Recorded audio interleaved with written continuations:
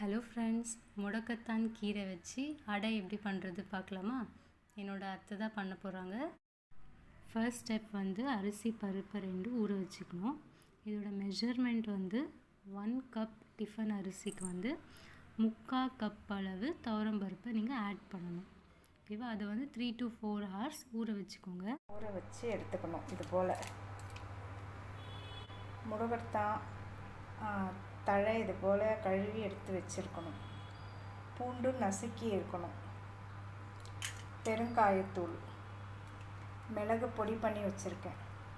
தேவைக்கேற்ற உப்பு, காஞ்ச மிளகாய், அரிசி பருப்பு இதெல்லாம் போட்டு மாவு அரைச்சி வச்சுருக்கேன். இப்போ நசுக்கி வச்ச இந்த பூண்டை இதில் சேர்க்கணும். அடுத்தது இந்த மிளகு தூள் பண்ணி வச்சுருக்கிற இந்த மிளகு சேர்க்கணும்.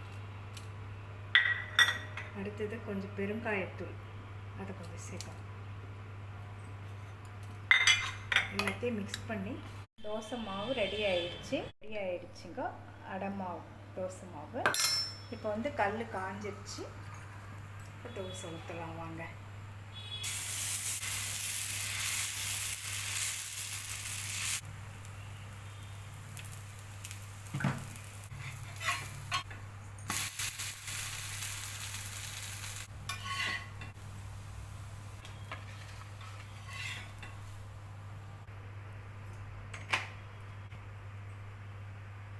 இது போல் தோசை ஊற்றி சாப்பிட்டா கை கால் மூட்டு வலிக்கெல்லாம் ரொம்ப நல்லது.